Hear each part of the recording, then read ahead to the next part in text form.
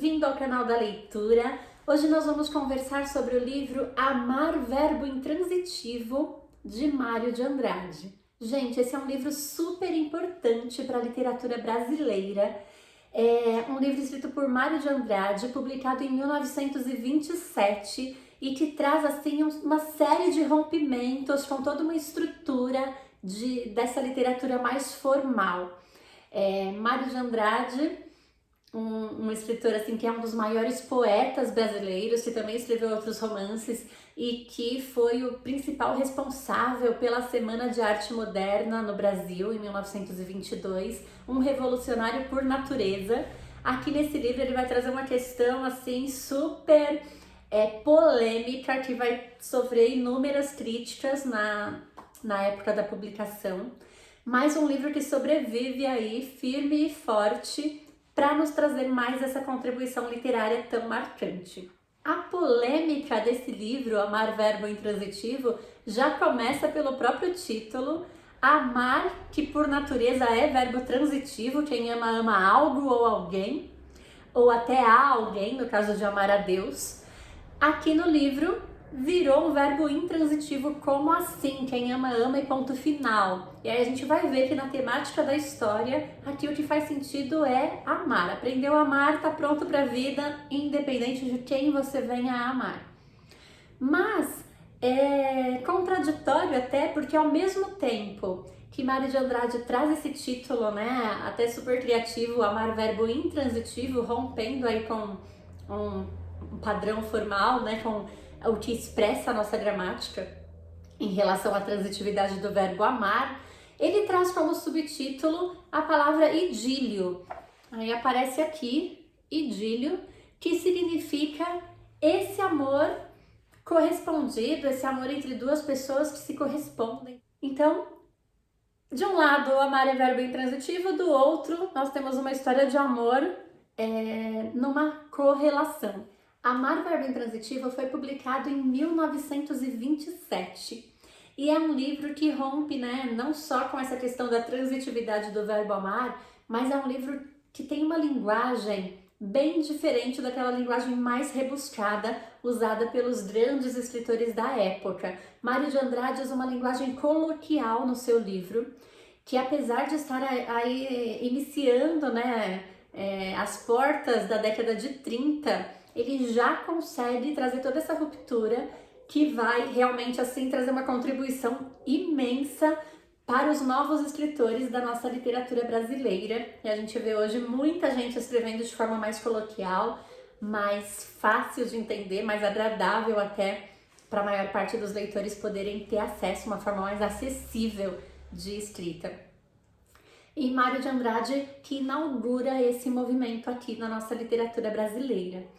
Ele também tem um traço assim muito marcante, que é o uso da pontuação. Você vai ver que em muitos momentos que a pontuação seria obrigatória gramaticalmente falando, mas que não compromete a comunicação, o discurso, ele simplesmente ignora a regra. Ele usa realmente a pontuação no caso de necessidade. A pontuação é usada para reforçar a comunicação, que faz total sentido na língua, né, gente? Ficaria muito mais fácil a gente entender as regras da nossa língua se todas elas fizessem sentido à comunicação mais eficaz, mais eficiente. Mas não, né? Tem um monte de regrinha aí pra gente decorar e nem usar no contexto diário, mas que numa linguagem formal, numa prova oficial, a gente precisa colocar lá essas regras, que são elas que regem a norma padrão da nossa língua.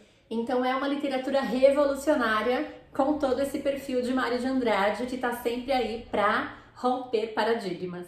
Agora sim vamos à história. Tudo começa aqui no livro quando Souza Costa, chefe da família, classe média aí, uma família de alto padrão, católica e a típica burguesia aí da década de 30, ele resolve contratar Elsa. Elsa chega na casa para morar com a família. Ela é apresentada como uma professora de alemão das crianças, como uma espécie de governanta, mas essa não vai ser a função real de Elsa. Elsa, que é uma linda jovem alemã, na faixa dos seus 35 anos, ela chega com a missão de iniciar Carlos na vida amorosa, na vida sexual. Então Carlos está crescendo, já está virando aí um rapazinho, e o pai deseja que ele tenha uma professora que lhe ensine essas coisas do amor. Elsa se muda para a casa da família, passa a morar lá e começa a ir com as aulas de alemão. As meninas adoram as aulas. Ela ajuda muito Laura também, que é a esposa de Souza Costa, na organização da casa, em tudo. E Carlos no começo não se interessa pelas aulas, acha tudo aquilo assim bem desnecessário. Mas aí Elsa começa aos poucos ir se insinuando, se mostrando um pouco mais para Carlos durante as aulas, né? Ela vai, faz um movimento aqui, outro ali, e Carlos começa a reparar em Elsa como mulher, começa a reparar na beleza, nos encantos dessa professora. No livro, Elsa vai ser chamada assim durante quase toda a história de Fraulein, que é como eles chamam professora em alemão. Essa professora, espécie de governanta, é assim que ela vai ser chamada no livro todo, tá? Enquanto ela estiver aí a serviço da família. E aí é bem interessante que conforme Elsa vai se insinuando, Carlos vai ficando interessado e aí ela recua. Então ela vai fazendo um jogo de sedução para que ele fique, né, cada vez mais interessado. Ela se mostra um pouquinho, ele vai se aproximando, aí ela dá aquela recuada, fica mais séria, para que o interesse dele continue. E esse jogo de sedução vai funcionando até que Carlos a beija e vai à noite para o quarto dela e eles começam a se relacionar afetiva e amorosamente, sexualmente. Logo, Laura, que não sabia de nada, que para ela Elsa era realmente a governanta da casa, ela começa a perceber essa insinuação de Elsa para Carlos e não gosta nada, resolve demitir a funcionária. Elsa então fica muito brava porque ela não sabia que a mãe de Carlos não sabia de nada. E ela cobra, né? O patrão fala, poxa, você devia ter contado para ela, para que eu realmente estava aqui, olha a minha situação agora. E aí Souza Costa conversa com a esposa e a convence de que Elsa ficar na casa é o melhor para Carlos. E eles continuam com esse plano. Elsa já é querida por todos na casa, ela ajuda muito Laura, as meninas gostam dela, ela cuida até das meninas. Uma certa vez uma delas ficou doente, ela cuidou como se fosse filha dela. Então ela tem um vínculo bem agradável assim com a família. Mas acontece que essa relação, né, vai durando. Carlos já tá super apaixonado pela professora e o pai resolve que é a hora de acabar com esse romance, que era só para ensinar como se faz. Laura até fica um pouco chateada porque ela tá muito já apegada e acostumada com a presença de Elsa na casa, mas ela concorda com o marido, como sempre. E aí, Souza Costa decide que a saída de Elsa da casa da família tem que ser algo assim traumático. Ela tem que sair da vida de Carlos definitivamente. Isso tem que ser assim algo forte, que gere realmente assim uma quebra total desse vínculo. E ele arma para que à noite, quando Carlos estiver no quarto de Elsa, os pais entrem no quarto e os flagrem lá na relação. E assim acontece. À noite, Carlos vai, como de costume, para o quarto de Elsa. Os dois estão lá juntos. Os pais chegam e armam aquele escândalo.